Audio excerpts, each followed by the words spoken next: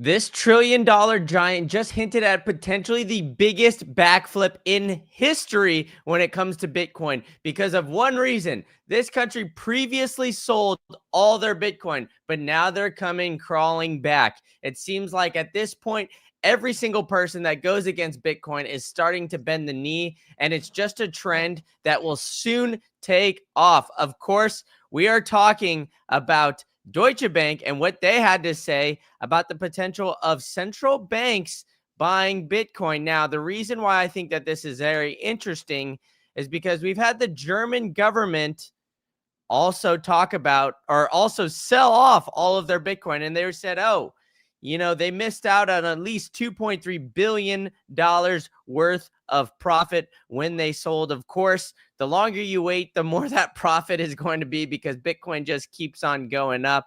But I think it's really interesting when you look at Deutsche Bank, their relationship in the traditional financial world, and just how big this Bitcoin movement is taking off. Of course, we've got Dan from the Canadian Bitcoin conference here with me. So Dan, I know you're over in Ireland, boss, but how are you feeling about the potential of these Bitcoin strategic reserves really taking off? Hi, Brandon. Thanks for having me on. Yeah, I think it's just a matter of time. When you look at what these banks or the central banks have done over the past number of years, there's been a lot of kind of stupid mistakes. The role of the central bank, and to put things like gold and liquid assets in reserve. Reserve is a type of insurance. They're trying to insure themselves against currency default or banking crisis or liquidity or whatever. And putting Bitcoin on the balance sheet makes a lot of sense from a protection standpoint. Yeah, and it seems like that this movement is just starting to take off because we've really got, some potential of having these central banks put Bitcoin on the balance sheet. And I think it's interesting because obviously we've had the United States come out and say, oh, well, we're going to create a Bitcoin strategic reserve. In fact, making this big old grand deal of it. Even, Trump was announcing it. He wants to be known as the quote unquote crypto president. But at the end of the day, we haven't really had governments buy yet. We just have them essentially moving seized Bitcoin over into a quote unquote strategic reserve. What do you think is going to have to happen in order for these, I guess, governments, central banks to start to buy opposed to just hold Bitcoin or move it over from a, let's call it a seized pile? Yeah, it's. I think it's going to be difficult because obviously, if a bank comes out and or a central bank comes out and announces that they're buying, mass amounts of Bitcoin, there'll be a run on Bitcoin. The price will probably jump up and the it'll be hard to get Bitcoin at that point, I'm sure. I know the US mentioned, previously that they were going to buy 1 million Bitcoin. You think how, if I buy 1 million Bitcoin, what that'll do to the price. Oh Um, my God. Yeah. yeah, it'll be crazy. That the report you referenced talks about, central banks having them, by 2030. That's a long time. That's 5 years in Bitcoin. 5 years is a long time in Bitcoin, as you and I know. A lot can happen. But banks and central banks, with regulation, approvals, they move incredibly slowly. And I'm sure, at all levels of government, whether it's the US or, you look at the most central banks, whether it's Japan or Bank of England or whatever, they it'll move at a snail's pace, and by the time they get through the approval process, I'm sure to put Bitcoin on the balance sheet, it could be 2030. But that gives us more time to stack sats and get ahead of them, hopefully. But yeah, I think it's inevitable. They're going to have to, and maybe something like a you if you remember the Silicon Valley banking crisis, and Bitcoin jumped after some of those, and maybe it's some sort of sovereign crisis. I'm not sure that'll kind of drive. Sometimes that's what drives adoption. I remember back during COVID, everyone was complaining about people starting to want to work from home. COVID made working from home happen overnight. I'm sure Bitcoin adoption, if there's a banking crisis, Bitcoin adoption might happen overnight as well. Yeah, and I definitely think that this is going to be something that we're going to start to see this adoption rapidly take on. And it's interesting that, I mean, usually they say the YouTubers are the guys with the big price predictions, but hey, look at Forbes over here saying that there's a $25 trillion price earthquake as they issue a big Fed prediction saying that in the months it will start to rally. It topped off at 124,000, but now a $9.5 trillion wall of cash is on a collision course with Bitcoin and crypto. Of course, they always have to add the and crypto in there, but it seems like Deutsche Bank is extremely bullish on Bitcoin, which is, for where it's located is very interesting because, Germany not only sold Bitcoin. I mean, Germany's one of the largest economies in the world. I mean, by GDP, it's the third largest. We have it at $4.5 trillion here. I mean, of course, there's, US, China, and then a big giant jump down to Germany, but still the third largest, the third largest government in the world talking about Bitcoin potentially having the in with that banking industry. I mean, at the end of the day, I think all of these things are somewhat connected, especially when you look at, these giant banks with the policymakers. I mean, it's dumb. I think it's ignorant to think that, Jamie Dimon, Larry Fink, all of these guys haven't talked to Jerome Powell or have some sort of connection with him at some point in time. So they know what's going on. I mean, there's always the rumor, right, that BlackRock is really running everything behind the scenes, pulling the strings because of how much influence they have on the overall markets. And I think that in Germany, it's probably no different. And that's why we have Deutsche Bank. And I think that it's very significant that they're saying, hey, Bitcoin is going to be on the balance sheet, even if it's in 5 years. I think that this is just, the start of something pretty crazy here, to say the very least. Yeah, I think so. No, I mean, I would I, issue a word of caution from the standpoint of taking advice or any of the reports from Deutsche Bank. Deutsche Bank have a checkered past when it comes to their position as a bank in Europe. There's been, now this is all allegedly, but there's been some, let's say, wheeling and dealing from Deutsche Bank in the past. So maybe this is a way for them to try to, maybe they're already sitting on some Bitcoin, I'm sure, through some of their activities. So maybe this is a way for them to start to get the message out and try to drive that price through their media channels. But yeah, it's and or through the reports that they've written. But yeah, obviously, like a lot of these organizations, they're talking about it internally. I mean, Yeah, we'll 100%. look back probably in a number of years when there's freedom of information requests and these reports come out. We'll realize that at the level that they've been operating at and discussing this. I'm sure it'll be interesting. Yeah, I mean, like you said, even though there's it's nothing official that has happened. I usually say when there's smoke, there's fire because Deutsche Bank has had to come out and say that they're not the next Credit Suisse. So they've had to debunk some of these rumors of potentially big bank failures. But I think when you take a step back and you really look at a Bitcoin strategic reserve, everybody always points to the dollar. How is this going to affect the dollar? And it's interesting that this came out a couple days ago. I was just kind of finding it here, but they essentially, a crypto exec here is saying that a Bitcoin strategic reserve would be bad for both the dollar and for Bitcoin.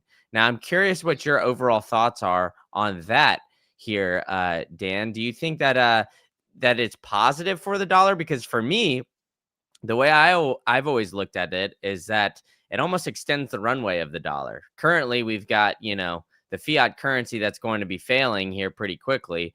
And then on the other side of things, well, we have Bitcoin that could essentially prop it up for a little bit longer. and make this fiat ruse, I guess, last a little bit longer. But I never really thought of it as being potentially bad for either of them. So I'm curious your thought process on this.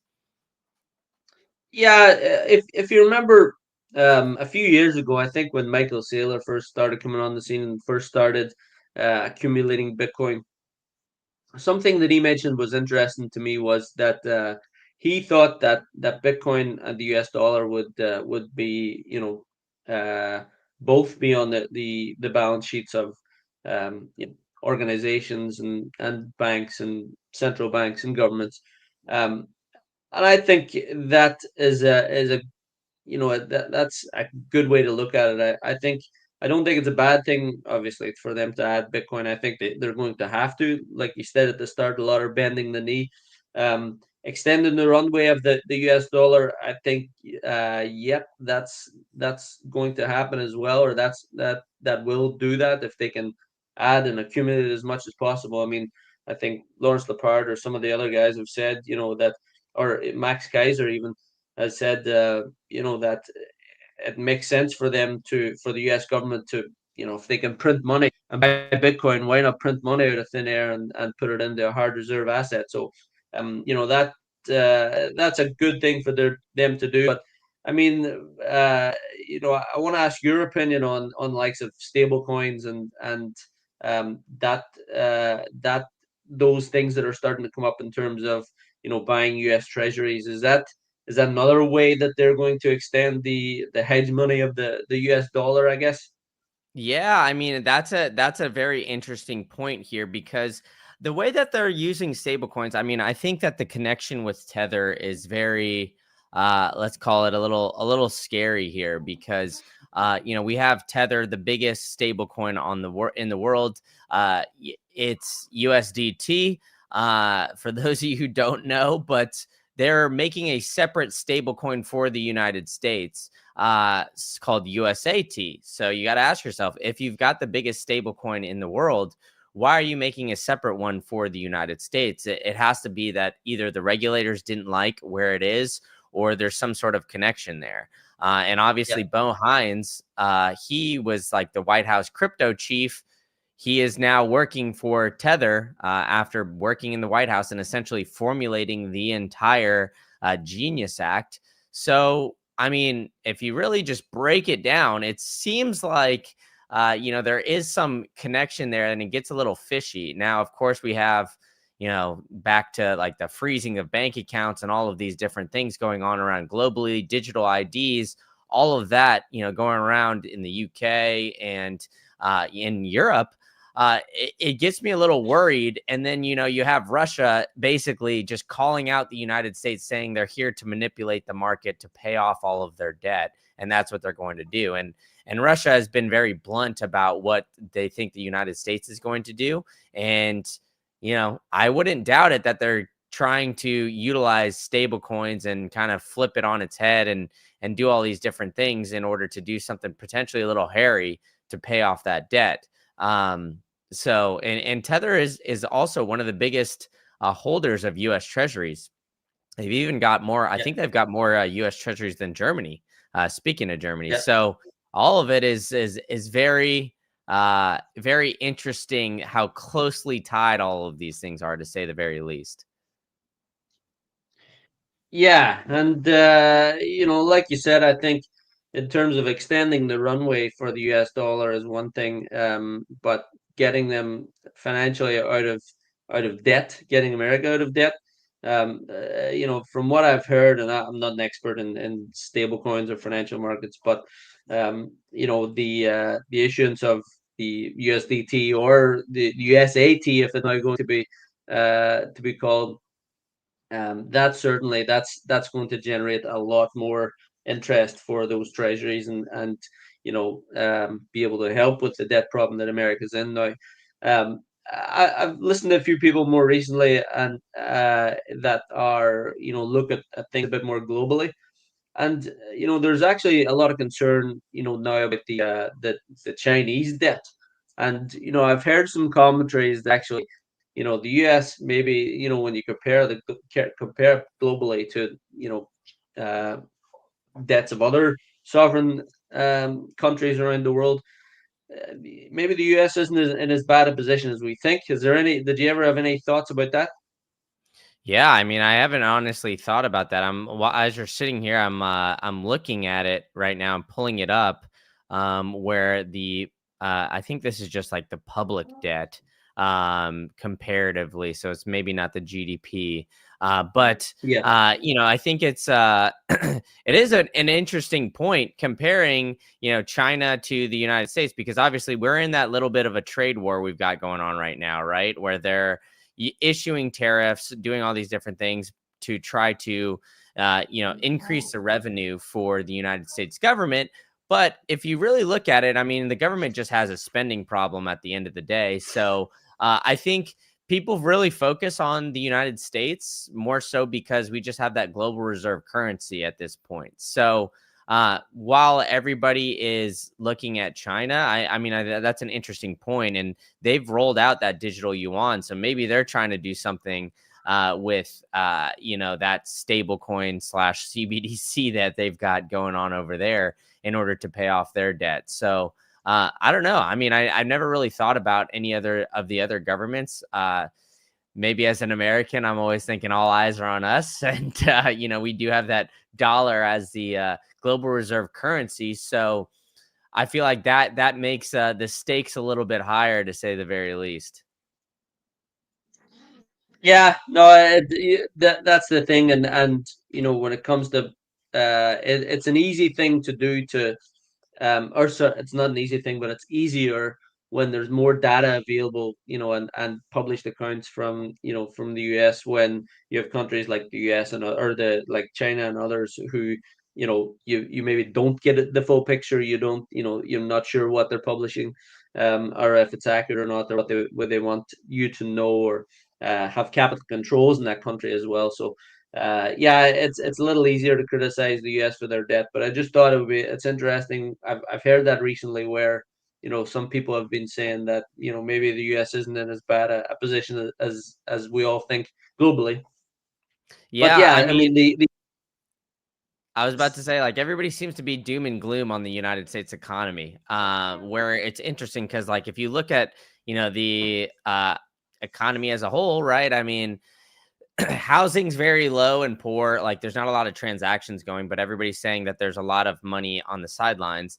The United States has the most concentrated household wealth in equities that they've ever had right now, and the stock market, the S&P 500, is like hitting all-time highs. yeah, So on paper, the average American who has equities, whether it's retirement or whatever, is doing well. But obviously, yeah, we've got a lot of other issues with inflation and just average yeah, paychecks, wages going down. All of these different factors that we all know and hear in the Bitcoin space all ad nauseum. But on the flip side of things, we got Bitcoin doing well, and we got the S&P 500 doing well. And then we got guys like Saylor just keep buying Bitcoin, jacking up our just keep prices, and stacking. yeah, just keep stacking. So the overall United States economy, I think it's not a, let's call it like a one size fits all.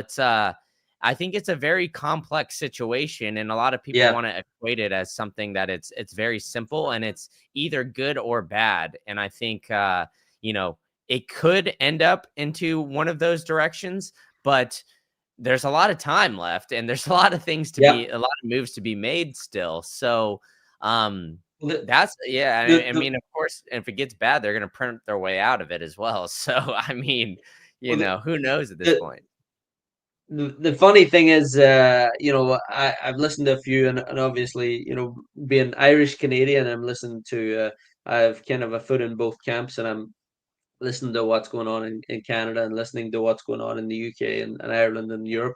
And the sentiment from the people that I've listened to that are kind of in the in those markets is that, I think in terms of dominoes, the US will be the last domino to fall. I think as long as people are still looking for US dollar and it's the reserve currency, there'll be other failures before that. In terms of Canada and the UK, from my understanding, their obligations and their debt repayments are and are much more. um, concerning than the US would have, relative to GDP. Canada even hasn't even produced a budget yet this year. I don't even think they've produced a budget in the last number of years. And there's concern right now about a budget coming in November and what that's going to do to the Canadian dollar. The pound is sinking as well, and a lot of these currencies are feeling. So yeah, it's really it's a weird time for internationally, and we'll just have to wait and see if there's a black swan or some sort of an event that triggers an issue across or globally. But from my perspective, in those two markets in the UK and in Canada, things aren't looking good. Yeah, but I mean, if you look at the numbers, right, take the numbers for what they are, because I always think that the United States, obviously, CPI, all these other numbers they're kind of fudged a little bit. But I mean, when you look at Canada's debt to GDP ratio, it's at like just under 42%, which on paper is a lot better than the United States, which I think like right now, if you look at the US debt clock, we're at like 123%. 124 almost. So the comparisons between the two. But the interesting thing is that they always say Canada is like kind of a proxy for the United States. So they're going to test out on whatever policies that the U.S. wants to do.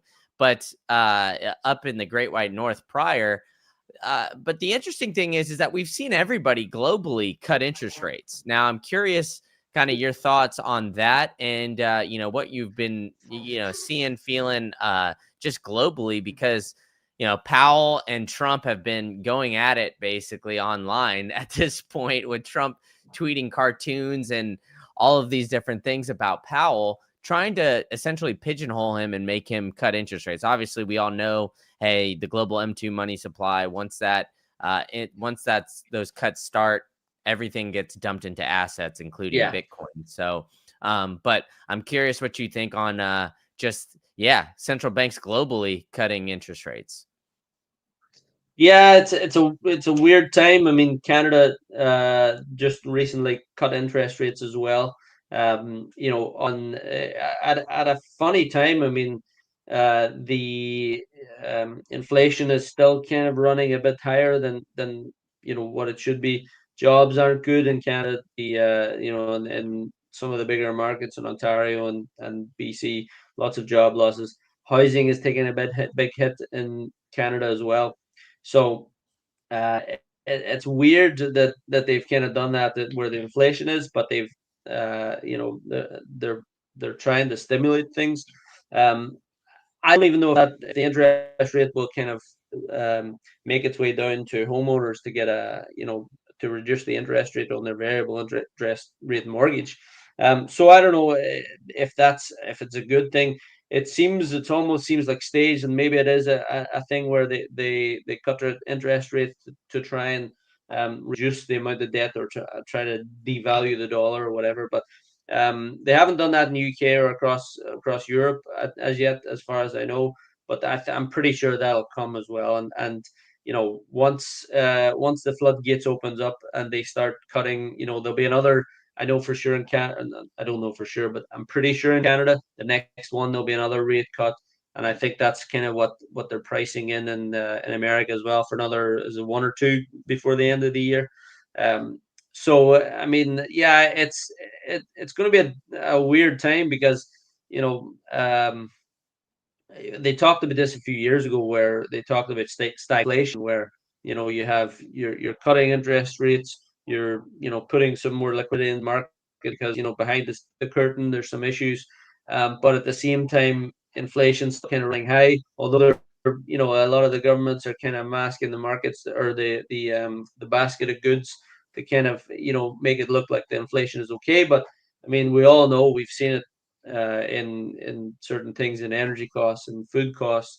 Inflation's generally pretty above the 2 or 3%, and they've even I've heard sentiment more recently that it was like, okay, 2% is the sweet spot for inflation.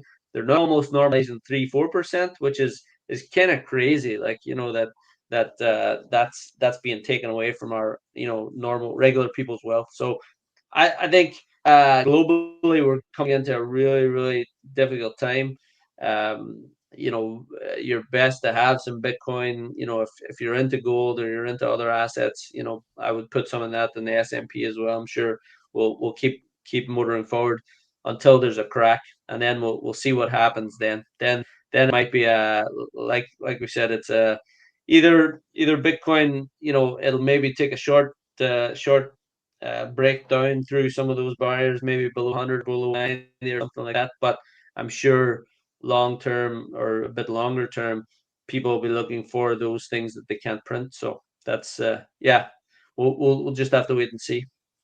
Yeah, there's a lot of similarities between the 1970s and right now with a lot of things that you're lining out with high inflation, supply shocks, some expansion of policies, commodities running crazy like gold, Yeah, Bitcoin, obviously one of those as well, hitting all those all-time highs. But yeah, I mean, you said it yourself, man. You gotta just get in and start buying Bitcoin. And of course, we've got you on here because you've got a great event coming up here in the next what is it, next 2.5 ish weeks or yeah, so. yeah. I mean, I don't know.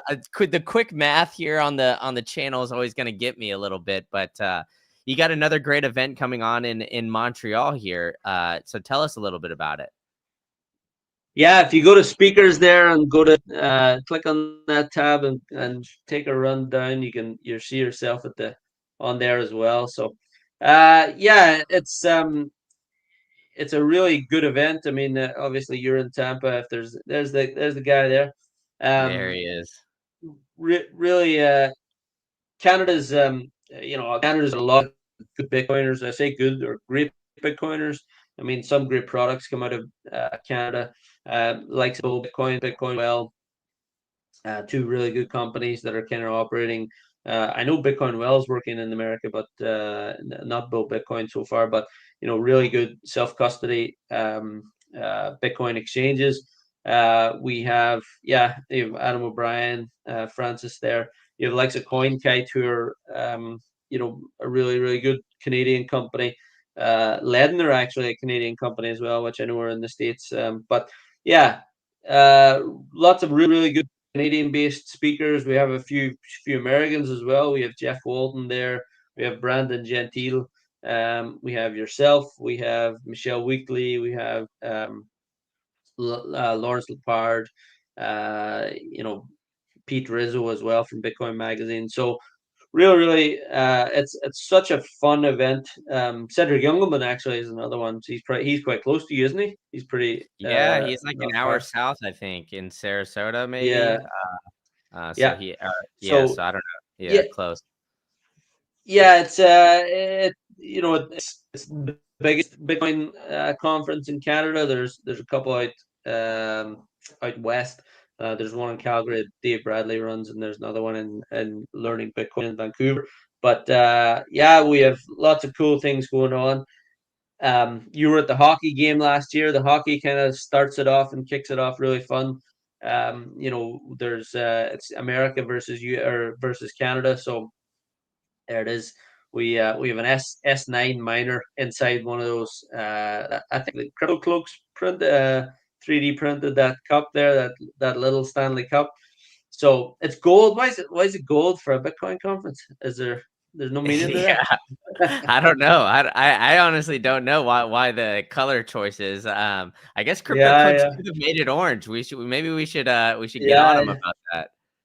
Get them to spray it. But yeah, listen, that was you were at that last year. You and I were you were doing some commentating, and I met you guys there. I'm not a skater, so I definitely wasn't playing. But yeah, really fun, just getting people out on the ice and having a bit of a good time there. We have a business event which is happening. We have kind of about 50 business owners in Montreal and some from the Toronto and GTA area.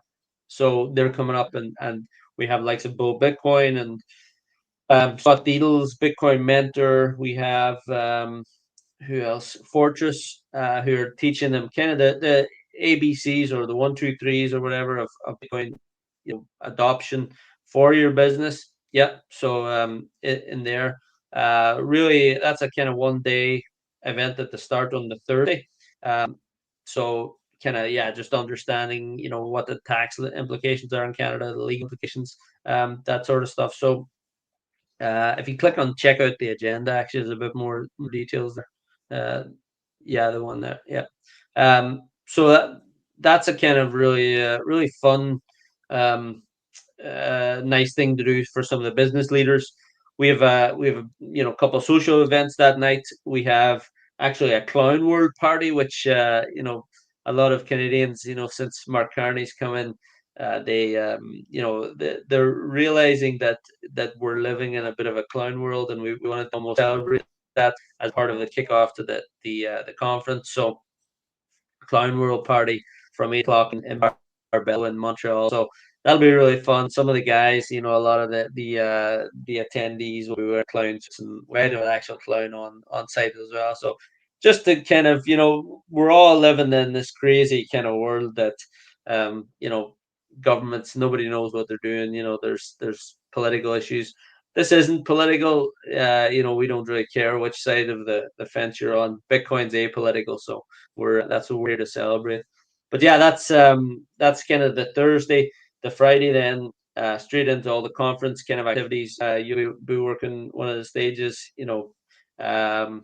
making sure everything's going as well as they could be. There's lots of cool panels there related to there's some related to macroeconomics and what's going on in the world, but a lot we try to keep a focus on Canada because that's where most of the attendees will be, and a lot of the Americans are very good in terms of relating what's going on in America to what's being done in Canada as well. So yeah, that's kind of the Thursday Friday. So and we have a bit of a Bitcoin for corporations cocktail. So we have obviously with some of the Bitcoin treasury companies that are happening, we have Jeff Walton and some of the MSTR True North team coming to Montreal. So we're going to kind of be hosting some business leaders and some corporate individuals in a corporate event there, just to kind of the Bitcoin treasury thing.